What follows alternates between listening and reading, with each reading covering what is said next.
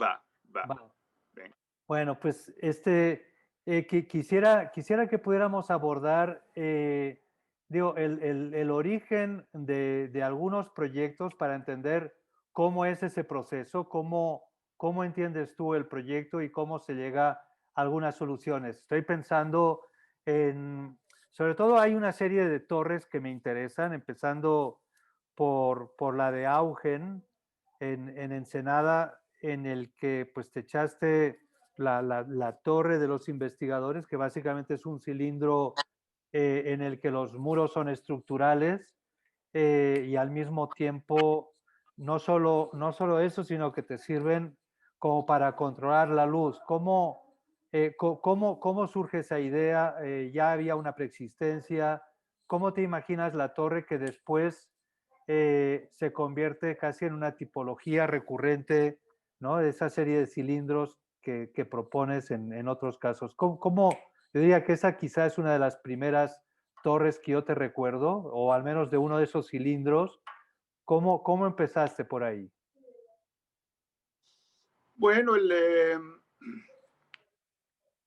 programa era los laboratorios de Augen, en principio, además de ser un proyecto interesante, un proyecto de industrial y de fabricación y de ciencia en Ensenada, además del proyecto en sí, que era un proyecto muy interesante, el doctor Machado, el dueño de la empresa, era un tipo muy abierto, muy vanguardista y entonces se abrieron las posibilidades de trabajar con él.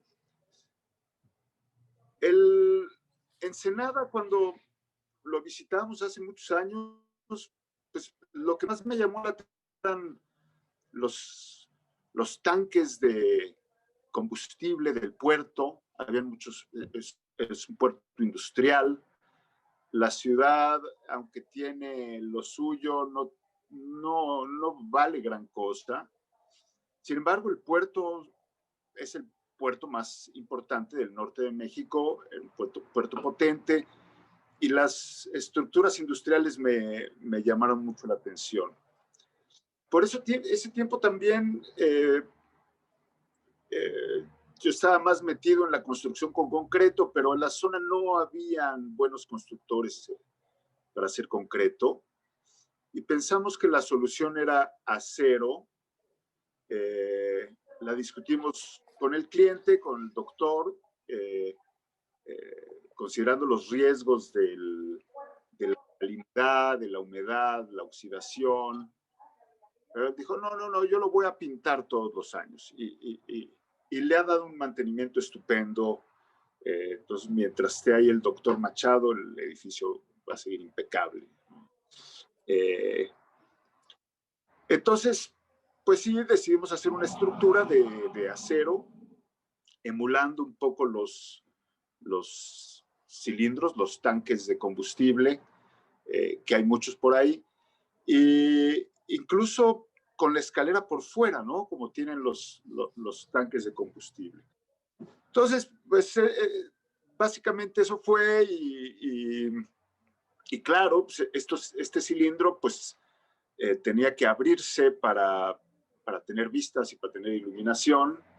Entonces el tanque se desgaja y se abre como en escamas para tener vistas al mar, pero estar bien protegido de las orientaciones oriente y poniente. Y más o menos esa es la historia de la torrecita de Augen. El resto del edificio también es de acero. El cálculo de todo esto lo hizo el ingeniero Martínez Romero, que al final me dijo, oye, pues de haber sabido, de haberlo pensado bien, no le hubiéramos puesto columnas porque la cancelería podía haber cargado esta cubierta también en abanico. Todavía, pues tú sabes, ¿no? La arquitectura es una experimentación y se aprende construyendo, ¿no? Se aprende practicando, como todos los oficios.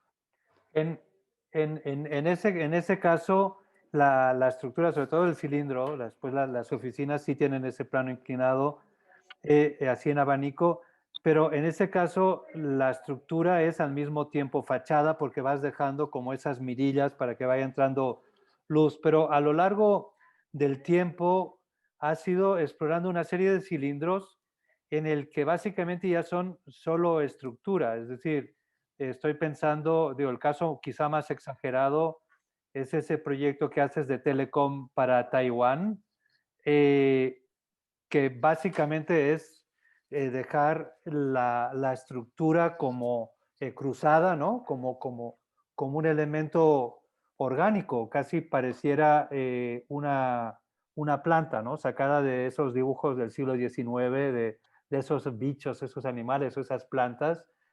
¿Cómo llegas ahí? ¿Por viendo la naturaleza o simplemente haciendo un análisis estructural? ¿Cómo te lo imaginas? Bueno, primero, eh, hemos llegado a la conclusión, después de muchos años de trabajo, que donde más esfuerzo hay en una construcción, y especialmente construcción grande, es en la estructura. Más esfuerzo me refiero mayor inversión, es la inversión principal, la estructura, eh, y también Y, esfuerzo en el sentido de y, trabajo, ¿no? Alberto, ¿pero dirías que esto es en general o en México porque es una zona sísmica? ¿O tú crees que la estructura siempre es donde se te va buena parte del presupuesto? Bueno, en México, desde luego, por ser una zona sísmica, la estructura es muy demandante, tiene que ser muy reforzada. Eh, Después de cada sismo se han ido cambiando los reglamentos, se ha ido aprendiendo. Pero en general la estructura pues, los huesos de un edificio, es el esqueleto, es lo que queda. Cuando vemos una ruina romana o vemos el Partenón en Grecia, es una estructura, se le pueden caer cosas, pero lo que queda, lo que resiste y lo que le da carácter y forma al edificio, finalmente es la estructura. Entonces, eh, eh, en cada proyecto tratamos de poner mucho énfasis en la estructura y, y si la estructura, además de sostener el edificio, puede resolver su configuración espacial y puede resolver su expresión, sus fachadas, y puede darle un carácter y puede darle un ambiente. Pensamos que podemos hacer muchas cosas con lo mismo, ¿no? De alguna manera, utilizar aquella máxima de Mies de hacer más con menos, y si ya de cualquier manera tenemos que hacer la estructura, pues que la estructura se exprese. Entonces hemos intentado eso, desde luego en la naturaleza hay infinidad de ejemplos geométricos, desde aquellos dibujos del alemán Haeckel, estos microorganismos, pero desde la antigüedad ha habido un gran interés, los capiteles, las columnas griegas o egipcias, ¿no? Simulando los fustes de las palmas datileras. Es decir, siempre la naturaleza ha sido una forma de inspiración. Recordemos que venimos del mono, vivíamos en los árboles y esa era nuestra inspiración, la naturaleza. Entonces yo creo que sí hay una... toda la arquitectura está influida en la naturaleza. Eh, de manera consciente o inconsciente, y entonces más vale hacer las cosas más conscientes. Sí, La torre esta para Taiwán, nosotros queríamos hacer, era una torre símbolo, y entonces queríamos hacer la torre más alta posible. Y, y recordé que algún ingeniero me había dicho algún ingeniero, un arquitecto, Félix Candela, ¿no? El paraboloide hiperbólico era una de las formas más resistentes. Y es algo que además comprobamos haciendo maquetas, ¿no? Hacer un cilindro de columnas verticales y losas horizontales o cruzarlas, como el tejido de una canasta, pues le da una resistencia mucho mayor. Incluso las maquetas, hemos hecho maquetas de gran tamaño y mueves la maqueta y naturalmente te das cuenta de su resistencia. Entonces, hicimos este paraboloide hiperbólico que, como bien sabes, está hecho de puros elementos rectos, puras columnas rectas, y las columnas al estar inclinadas, pues arman el esqueleto y además toman los esfuerzos horizontales, ya sean sismo, viento. Entonces, pensamos que es una estructura inteligente y hemos especulado con este tipo de estructuras aquí y allá, aprendiendo. Y esa es un poco la historia detrás de la torrecita esta, o la torre de 600 metros tenía de altura, algo así. Sí, una barbaridad. Quizá el resumen de toda esa especulación de soluciones está en ese proyecto no construido tampoco muy interesante, que son esa serie de torres para al periférico, que tenías como 5, ¿no? Como una mano, en el que cada una pareciera que fuera una posible solución de todas esas distintas tipologías en el que la forma es el resultado de la estructura, ¿no? Ahí creo que una era cruzada, como dices, en otras eran verticales, horizontales, estaba en toda la variedad. Sí, bueno, y recordemos también que eh, este concepto de torre, este concepto de ingeniería del tubo dentro del tubo, es decir, donde mayor esfuerzo tiene una estructura es en la parte más exterior, en la fachada. Entonces, si hacemos la fachada estructural, pues resuelve buena parte del problema. Es decir, un edificio, mientras se tenga sus apoyos lo más afuera posible del centro, pues el edificio es más estable. Entonces, el tubo dentro del tubo se refiere al núcleo central, donde suelen estar elevadores, escaleras y servicios, tubos, baños, que además donde llega menos luz, y el tubo exterior, que tiene que ser naturalmente calado para que la luz pueda entrar. Entonces, sí, explorar la estructura como la parte que lo resuelve todo, porque también puedes, dependiendo cómo hagas esa estructura, podrías controlar la luz, puedes controlar las vistas, puedes controlar el asoleamiento. Y básicamente la exploración de las torres ha ido dando tumbos por ese camino. Últimamente he visto en Instagram algunas estructuras del Valerio Olgati, que tú me lo presentaste, bueno, me lo apuntaste hace unos años, y me llama la atención esta cuestión de la que hablas, ¿no? Que bueno, a lo mejor en México la estructura es fundamental y no en Suiza, porque hace unas estructuras muy desafiantes, ¿no? Eh, a propósito, la columna fuera de eje o deteniendo la losa en un vértice imposible. Bueno, está bien. Aquí sí la estructura tiene que ser mucho más demandante. Sí, así es. Lo de Oyati siempre es una provocación, a veces bastante irracional. Pero, pero efectiva finalmente, ¿no? Sí, Interesante. sí, muy, muy interesante. Hay algunos casos, digamos, también de estructura híbrida, pero que convierten al edificio en una máquina, digamos, de manipular la luz, como pasa en la Biblioteca Vasconcelos.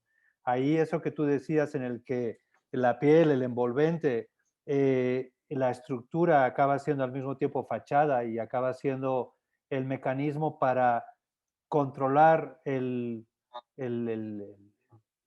clima o la atmósfera interna, ahí es como muy claro. En ese caso, se trata de una estructura que aparentemente pareciera concreto, pero parte de toda una estructura metálica, ¿no? Eh, en efecto, bueno, desde luego el acero tiene grandes virtudes, grandes ventajas, y cuando hemos llegado a estructuras híbridas, muchas veces ha sido por costo, eh, muchas veces por cuestión visual, pero en este caso era muy importante el esqueleto de acero, puesto que como el edificio, por el proceso de construcción, hubiera sido muy difícil cerrar el, el arco o el marco, más bien, o el arco maya, hubiera sido muy difícil lograr cerrarlo, es decir, como las columnas iban inclinadas y tenían casi 20 metros de altura, pues mantener esos muros inclinados a 20 metros de altura con las losas volando era casi imposible. Entonces, con el ingeniero Martínez Romero llegamos a la solución de que podría ser buena idea cerrar el marco de acero y después revestirlo con concreto. Además de que todos los libreros están colgados de este marco, entonces con más razón la idea de hacer el marco de acero por delante y después irlo revistiendo era una buena idea, era una buena solución. Y por otro lado, pues las armaduras eran el arco o el marco, al ser caladas, al ser armaduras de alta, permitían la entrada de luz norte. Entonces, otra vez la estructura es la arquitectura, no es pensar en una forma y después el ingeniero viene y le pone columnas, sino es trabajar de la mano con el ingeniero. Yo no veo una separación entre ingeniería y arquitectura. Creo que son como los dos apoyos de la profesión, ¿no? Hay que pensar como ingeniero y como arquitecto a la vez. Y creo que eso pues ayuda a resolver problemas, porque creo que nuestro trabajo es resolver problemas, no crear problemas. Claro, y en ese sentido, no es de extrañar que a veces cuando hay alguna referencia en tu arquitectura, traigas a la mesa, pues, arquitectos como Boulez o como el mismo Louis Kahn, en el que están recurriendo a esas formas casi atemporales y que, y que al mismo tiempo pueden ser sumamente contemporáneas, en el que el espacio lo define la misma estructura, ¿no? Y eso en algunos proyectos tuyos, pues nos conecta. Recuerdo un proyecto como el Mercado Corona, que en algún momento proyectaste, que tiene un poco esa condición, ¿no? Como de una gran estructura que define un gran contenedor, como ya pasaba en la Biblioteca Vasconcelos. Sí, todos esos problemas, la biblioteca y el mercado Corona, vamos a decir que son primos, son naves, que como una nave, busca la totalidad del espacio y la estructura entonces es muy relevante y, y la estructura de acero muchas veces es la gran solución para estos casos. Es decir, cuando pensamos en grandes claros, el acero es la solución. Cuando pensamos en grandes alturas, el acero es la solución. Es decir, bombear concreto líquido a más de 8 pisos de altura no es lo más lógico, y tener una estructura pesada pendulando, una estructura alta pesada pendulando, no es lógico. Entonces, creo que la decisión de la técnica de construcción y de la estructura es fundamental en todo proyecto. Es una de las decisiones más importantes que se hace en un proyecto. ¿Cómo lo vamos a construir? ¿De qué va a estar hecho? ¿Cómo vamos a hacer la estructura? A veces ahorita acabamos de hacer un pequeño mirador y en la playa, y otra vez tomando el riesgo de la oxidación, pensamos que lo mejor era hacerlo de acero. Queríamos hacer algo muy ligero, pero como la casa estaba ocupada,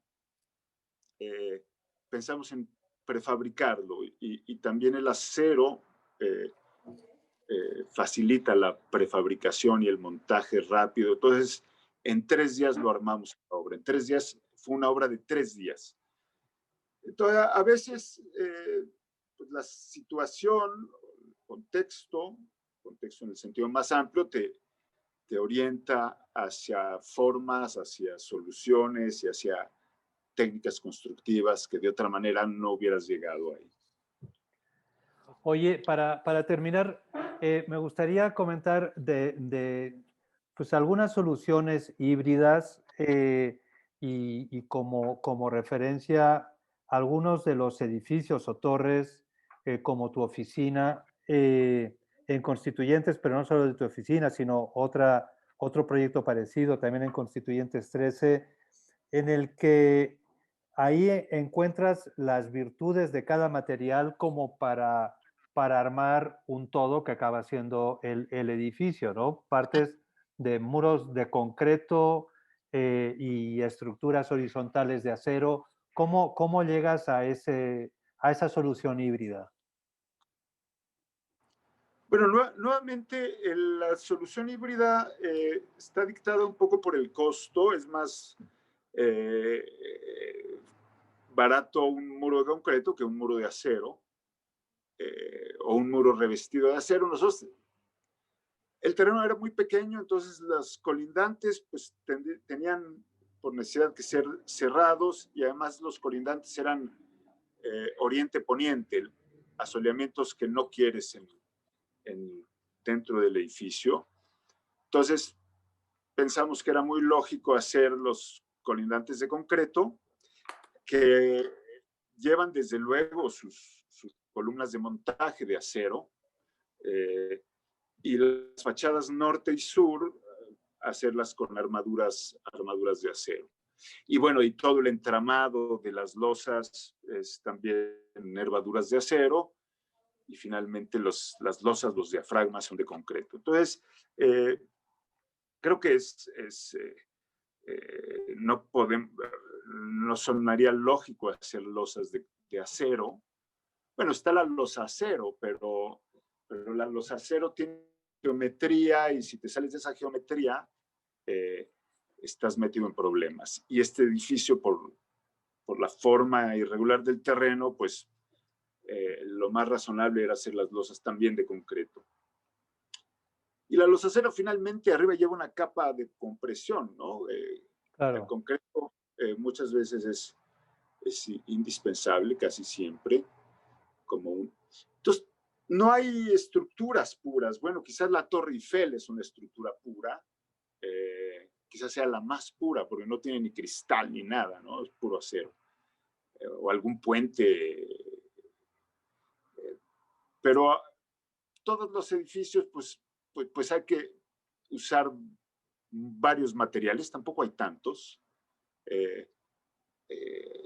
Antes de que nos subiéramos a esta conversación, estaba pensando en las técnicas constructivas a lo largo de la humanidad, y no hay tantas tampoco, ¿no? No hay, ahora ya hay plásticos, pero no hay tantas, y sin embargo hay mucho todavía que aprender. ¿no? Aunque no hay muchas técnicas, hay muchas formas de usar las técnicas y se pueden usar con mayor o menor conocimiento.